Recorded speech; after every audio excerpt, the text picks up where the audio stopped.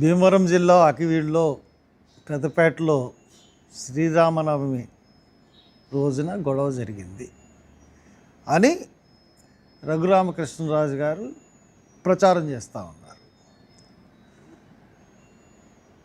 అప్పటి నుంచి 29 నేను అక్కడి నుంచి ఇక్కడికి విషయం అన్నీ తెలుసుకునేటప్పటికి సోషల్ మీడియాలో రకరకాల ఊహాగానాలు వచ్చేటప్పటికి నేను సోమవారం వెళదామని బయలుదేరాను. 6 రోజుల క్రితం వెళదామంటే వెంటనే పోలీసులు నన్ను హౌస్ అరెస్ట్ చేశారు. ఆ నెక్స్ట్ డే కూడా హౌస్ అరెస్ట్ చేశారు. ఆ నెక్స్ట్ డే భీమవరం వెళ్తున్నప్పుడు పాలకొల్లు దగ్గర పోలీసులు ఆఫ్ చేసి బైండ్ ఓవర్ ఏదో తీసుకుని, అంటే అది యాక్చువల్గా బైండ్ ఓవర్ అన్నది అది తీసుకోవడానికి జిల్లా యంత్రాంగానికి కానీ ఎంఆర్ఓ పోలీసులకు కానీ లేదు. ఏదో పెట్టాలన్న ఉద్దేశంతో వాళ్ళు పెట్టారు. దాని తర్వాత వాళ్ళ మీద ఇంకా సాధింపు ధోరణి కొనసాగుతూ ఉంది. ఆ పేటలోకి ఎవరిని వెళ్ళనివ్వట్లేదు, పెద్దపేటలోకి వాళ్ళని బయటకు రానివ్వట్లేదు. అసలు అక్కడ ఏం జరుగుతుంది అన్నది నేను ఏం చేశానంటే, ఒక రిటైర్డ్ పోలీస్ ఆఫీసర్ని నేను పంపించడం జరిగింది. అసలు ఏం జరిగింది అక్కడ, ఎలా జరిగింది, ఏం జరిగింది, అసలు ఎందుకు జరిగింది అంటే అక్కడ చాలా క్లియర్గా ఒక కుట్ర అన్నది జరిగింది.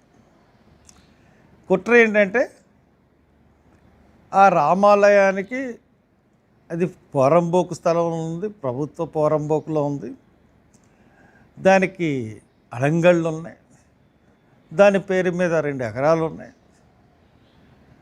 కాబట్టి ఈ పేటకు చెందాల్సింది వీళ్ళకి చెందకుండా దాన్ని వేరే ఉద్దేశంలో తీసుకుందామని రఘురామరాజు గారు ప్లాన్ చేశారు.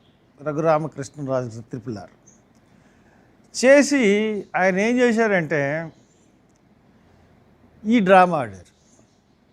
అంతకుముందు అక్కడ గుంతలమ్మ తల్లి గుడి ఉంది, రామాలయం ఉంది. ఆయన అక్కడికి వచ్చి రామాలయం పాడుపడిపోయింది, బాగు చేయించడం దానికి ఎవరు అబ్జెక్ట్ చేయరు.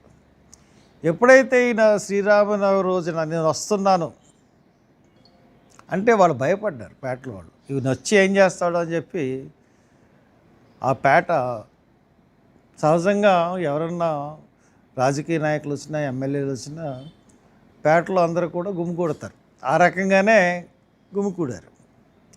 గుమికూడిన తర్వాత ఈయన చెప్తున్నది ఏంటంటే, రఘురామకృష్ణరాజు గారు నా మీద దాడి చేశారు, నేను దాడి చేస్తే ఊరుకోవాలా అని చెప్తా ఉన్నాడు. నిజంగా ఈయన మీద దాడి అనేది జరగలేదు.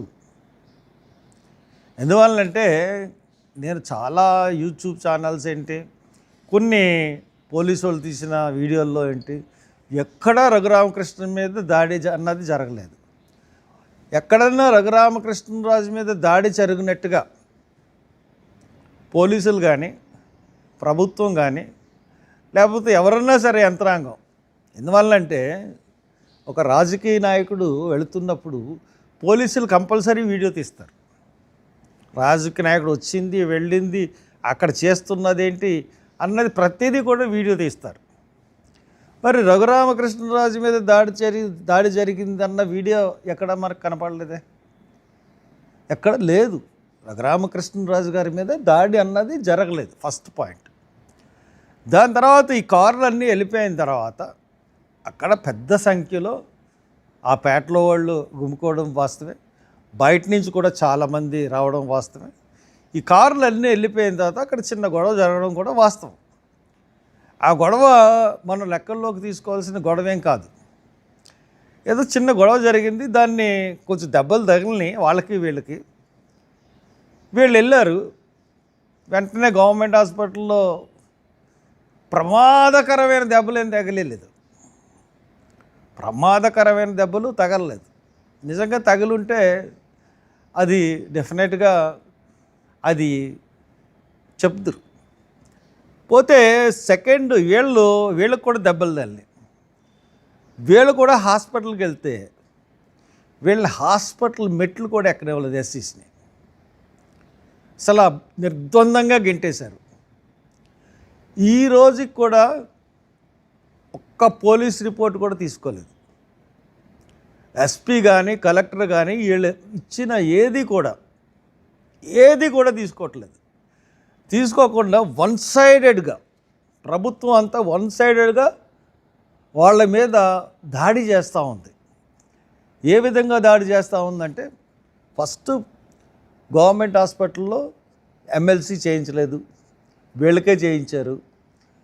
అసలు జాయిన్ చేసుకోవాలి కదా, దెబ్బలు తగిలినప్పుడు ఏం తగిలినాయి అన్నది చూడాలి కదా. పోనీ ఒక ముగ్గురి మీద దాడి జరిగిందని చెప్తా ఉన్నారు, ముగ్గురిని హాస్పిటల్లో జాయిన్ చేసామన్నారు. ముగ్గురు మీద దాడి జరిగితే 57 మంది మీద కేసులు ఎందుకు పెట్టారు? అంటే అక్కడున్న ఎవరైతే పెద్దలు ఉన్నారో, దీంట్లో యాక్టివ్గా ఎవరెవరైతే ఉన్నారు అన్న పేర్లన్నీ తీసుకొచ్చి అటెంప్ట్ మర్డర్, ఎవరికన్నా ఒకళ్ళకి పెడతారు, ఇద్దరికి పెడతారు, అటెంప్ట్ మర్డర్. 57 మంది కూడా చంపేయాలని ప్రయత్నించారు కదా. చంపేయడానికి అక్కడ ఏమీ మారణాయుధాలు లేవు కదా, మారణాయుధాలు లేవు, వాళ్ళ ఇంటెన్షన్ అది కాదు. చేతులతో తోసుకున్న గొడవ, మేకులు గుచ్చుకున్నదన్న గొడవ. మేకులు కూడా నెత్తి మీద కూడా గుచ్చుకోలేదు, జబ్బ మీద గుచ్చుకుంది, నెత్తి మీద అని చెప్తున్నాడు ఆయన. ఏదో 3 సర్టిఫికెట్లు అన్నీ చూపించాలి కదా. ఏమీ లేకుండా వీళ్ళ మీద కక్ష పెట్టుకుని వాళ్ళని ఆ పేటలోంచి తరిమి కొట్టాలన్న ఉద్దేశం మరేంటో తెలియదు, కానీ వాళ్ళని నానా హింసలో పెట్టేస్తూ ఉన్నాడు. 26వ తారీఖు అంటే ఈవేళ 5వ తారీఖు, 5వ తారీఖేనా, 5వ తారీఖు అంటే ఇన్ని రోజులు ఆ పేటలోకి ఎవరిని వెళ్ళనివ్వట్లేదు, ఆ పేటలో బయటకు రానివ్వట్లేదు. అసలు ఏం జరిగిందో కూడా ఎవరికీ తెలియదు. కానీ అక్కడ జరుగుతుంది ఏంటంటే, పోలీసులు రావడం, ఎవడు మగోడు కనపడితే అని తీసుకెళ్ళిపోవడం. 120 మంది మిస్సింగ్ అయ్యారట ఇప్పటికి. మరి పోలీసులు తీసుకెళ్లారు, సుమారు 50 మందిని అరెస్ట్ చేశారు, 50 మంది పైన అరెస్ట్ చేశారు. ఎక్కడ తీసుకెళ్లారో తెలియదు. అంటే పోలీసు రాజ్యాంగం, చంద్రబాబు నాయుడు గారు మీకు చెప్తా ఉన్నాను, చాలా దారుణంగా ప్రవర్తిస్తున్నారు మీరు. ఎస్సీలని టార్గెట్ చేసి చాలా దారుణంగా ప్రవర్తిస్తున్నారు. మీ కుప్పంలో కూడా దాడి జరిగింది ఎస్సీల మీద, ఈవేళ చూశాను నేను, అక్కడికి కూడా వస్తాను నేను.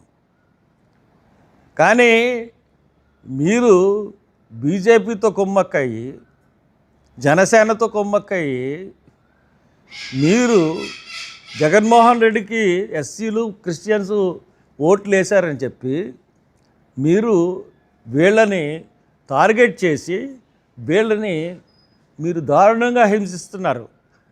అక్కడ కలెక్టర్ కానీ ఎస్పీ కానీ ఒక పోలీస్ రాజ్యాంగాన్ని నడుపుతున్నారు ఈ రఘురామకృష్ణరాజు వల్ల. ఈ రఘురామకృష్ణరాజు అతనికి ఏం మాట్లాడుతున్నాడో అతనికి తెలియట్లేదు, రాజ్యాంగం గురించి పూర్తిగా తెలీదు. అదే రాజ్యాంగంలో క్రిస్టియానిటీ తీసుకుంటే ఎస్సీ కులం పోతుందని ఉంది, అది ఇప్పుడుది కాదు, ఎప్పుడుదో ఉంది. దాని మీద నానా రకాల తీర్పులు వచ్చినాయి, రకరకాల తీర్పులు వస్తూ ఉన్నాయి. అదేమీ తప్పేమీ కాదు, అదేమీ నేరం కాదు, హత్య చేసిన నేరం కాదు, లేకపోతే దొంగతనం చేసిన నేరం కాదు. అసలు నీకెందుకు? ఈ ఎస్సీలో కొంతమంది వెళ్తారు, చర్చిలకు వెళ్తారు, అలాగే హిందుత్వాన్ని పాటిస్తారు. నీకు బాధ ఏంటి? చాలామంది 5,000 ఇళ్ళు పైగా నిరాశ్రయాలు చేసావు ఎస్సీసీని దళిత క్రిస్టియన్స్ని. అదేవిధంగా 16-17 చర్చిలు పడగొట్టావు. ఇంకా చర్చిలకు నోటీసులు ఇస్తున్నావు, 71 చర్చిలకి ఛాలెంజ్ చేసి చెప్తున్నావు నువ్వు రామకృష్ణరాజు. నువ్వు మళ్ళీ ఈ ఈ రకంగా మాట్లాడడం మట్టుకు మళ్ళీ రెచ్చగొట్టి మతోన్మాదుల్ని హిందూ మతోన్మాదులు అంటే ఇంకేముంది, ఆర్ఎస్ఎస్ వాళ్ళు, బజరంగ్ దళ్ వాళ్ళు, విహెచ్పి వాళ్ళు, వీళ్ళని రెచ్చగొట్టి వీళ్ళతో ఎలక్షన్ ఏమీ అయిపోదు నీకు. వీళ్ళని రెచ్చగొట్టి ఈవేళ పవిత్రమైన ఈస్టర్ రోజున అక్కడికి చలో భీమవరం అని పిలిపించావు. అంటే ఏం చేసేస్తావు పిలిపించి? నువ్వు ఒక్కసారి పోలీసుల్ని అడ్డుకోకుండా ఉండమని చెప్పు. నేను వస్తాను చాలు, ఎవ్వరి దాకా అవసరం లేదు. నేను వచ్చి పోలీసులు అడ్డుకోకుండా ఉండి నన్ను అవసరస్ చేయకుండా ఉండి, ఆయన అయితే సరిహద్దుల్లో పోలీసులు క్యాంపులు పెట్టకుండా ఉండి నేను ఒక్కడిని వస్తే అక్కడ ఏంటో అన్నది చూపెడతాను నేను. అసలు ఏం జరిగింది, ఎలా జరిగింది, యంత్రాంగం ఏ రకంగా పోలీసుల వ్యవస్థ పనిచేసింది, యంత్రాంగం ఏ రకంగా నిన్ను సపోర్ట్ చేస్తుంది, అన్నీ తేటతెల్లం చేస్తాను నేను. అందు గురించే మమ్మల్ని రానివ్వట్లేదు. ఎవరిని రానివ్వకుండా ఆ కట్టుదిట్టంగా ఉంచేసి ఎవరిని బయటకు రానివ్వకుండా, పేటలో వాళ్ళని బయటకు రానివ్వకుండా. నిన్న ఒక పోలీస్ ఆఫీసర్ని వెళ్ళలేదు పేటలోకి, పెద్దపేటలో ఒక పోలీస్ ఆఫీసర్ని కూడా వెళ్ళలేదు. 26వ తారీఖు ఎప్పుడు, నిన్న 4వ తారీఖు ఎప్పుడు?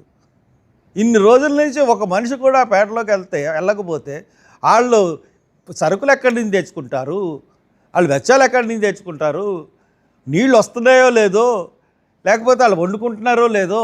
ఈ పండగ, ఈస్టర్ పండగ, గుడ్ ఫ్రైడే, వాళ్ళు ఖచ్చితంగా దళిత క్రిస్టియన్స్ అంటే డెఫినెట్గా 2 పండుగలు చేసుకుంటారు. మరి ఆ పండగ కూడా చేసుకోకుండా పోలీసు పహారాలో ఆ పేట అంతటిని ఉంచావంటే నీకు చాలా పాపం తగులుతుంది. నువ్వేదో పెద్ద గ్రేట్ కింద ఫీల్ అవుతున్నావు. నిన్న చూశాను నేను టీవీలో, చాలా గ్రేట్ కింద నువ్వు ఫీల్ అవుతున్నావు. నువ్వేదో సంరక్షకుడిలాగా, హిందూ మత సంరక్షకుడిలాగా మాట్లాడుతున్నావు. కానీ ఇక్కడ పుట్టిన వాళ్ళందరూ కూడా హిందువులే, భారతదేశంలో పుట్టిన వాళ్ళు హిందువులే. నీకు ఇంకొక విషయం తెలియదేమో, క్రైస్తవత్వానికి కులం లేదంటావు. అవును, క్రైస్తవత్వానికి కులం లేదు. ఏ దేశంలో కూడా ఈ కుల వ్యవస్థ లేదు. ఏ దేశంలో కూడా, ప్రపంచ దేశంలో ఎక్కడా లేని కుల వ్యవస్థ ఇక్కడే ఉంది. కాబట్టి ఇక్కడ దళిత క్రిస్టియన్స్ అన్నా, లేకపోతే రెడ్డికి ఫార్వర్డ్ క్రిస్టియన్స్ అన్నా చర్చిల్లో వేరువేరుగా కూర్చునే పరిస్థితులు కూడా ఉన్నాయి. నీకేం తెలుసు? కాబట్టి ఇది నువ్వేదో హిందుత్వానికి భుజాన్ని వేసుకుని ఏదో హిందూ మతాన్ని సంరక్షించుకుందామని దాని ద్వారా నీ కేసులు గీసులు అవన్నీ ఎత్తించుకుందామని చూస్తున్నామో. కానీ నిన్ను మట్టుకు మరి నువ్వు చేస్తున్న పనులు మట్టుకు మంచి పనులు కాదు. చాలా హింసిస్తున్నావు దళితుల్ని. ఈ రోజున దళితుల్ని హింసించి, పైగా దళితులు అట్రాసిటీస్ కేసు గురించి మాట్లాడుతున్నావు. నీకేం తెలుసు? చుండూరులో ఎంతమందిని చంపేశారు? దళిత క్రిస్టియన్స్ని చంపేశారు, మూట కట్టి చేశారు. కారంచేడులో ఎంతమందిని చంపేశారు? ఎందుకు వచ్చినాయి అట్రాసిటీ కేసులు? అసలు మనుషుల్లాగా చూసే పరిస్థితి ఉందా దళితుల్ని సమాజంలో? స్కూల్స్కి వెళ్తే మొన్న పిఠాపురంలో నీకు మాస్టర్ అడుగుతున్నాడు ఏమని, నువ్వు మాలోడు కదా పక్కకెళ్ళి కూర్చొని. అసలు ఎలా ఏం జరుగుతుంది కింద స్థాయిలో, కింద వ్యవస్థలో ఎన్ని లోపాలు ఉన్నాయో తెలుసా? ఎందుకు దళితులు ఇంకా అణచబడుతున్నారో తెలుసా నీకు? నువ్వేదో కొంతమంది కేసుల వల్ల, ఎవరికి పెట్టిన కేసులు? ఈ పెత్తందారులు కొట్టుకుని ఈ కేసులు వీళ్ళతో పెట్టించి వీళ్ళని బలి చేస్తూ ఉన్నారు. అంతేగాని ఎవడూ కూడా వెళ్ళి కేసులు పెట్టరు. కాబట్టి నువ్వు చేస్తున్నది పొరపాటు. నువ్వే దీనంతటికీ ముఖ్య కారణం. నీ కలెక్టరు నువ్వు ఎస్పీ ముగ్గురు కలిపి ఇదంతా చేస్తూ ఉన్నారు. ఇది మానవ హక్కుల సంఘం కూడా కలెక్టర్కి నోటీస్ ఇచ్చింది. ఇంకా ఉంటుంది. మీరు అప్పుడే అయిపోయిందని అనుకోకండి. సినిమా చాలా ఉంది, సినిమా చూపెడతాం.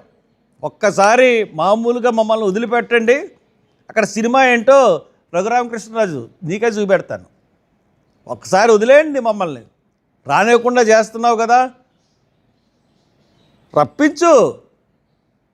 రప్పిస్తే మేమేంటో చూపెడతాం. అంతేకాని నువ్వు వెళ్ళి ఎక్కడో కూర్చుని పోలీసులతోనూ, నువ్వు రాజ్యాంగం చేస్తున్న పోలీసులతో నువ్వు మమ్మల్ని ఈ రకంగా చేస్తున్నావు. ఒక్కసారి పోలీసుల్ని పక్కకు పెట్టే తెలిచేసుకుందాం. కానీ ఇటువంటి పద్ధతులు మంచివి కాదు. కాబట్టి నువ్వే దీని అంతటికీ కారణం. నువ్వు హిందువులను రెచ్చగొడుతున్నావు, హిందూ మతోన్మాదాలను రెచ్చగొడుతున్నావు, దళితులను హింసిస్తున్నావు, దళిత క్రిస్టియన్ని హెరాస్ చేస్తున్నావు. దీనికి మట్టుకు గొప్ప గుణపాఠం అన్నది మటుకు నీకు ఖచ్చితంగా మేము తెలియజేస్తాం. Thank you.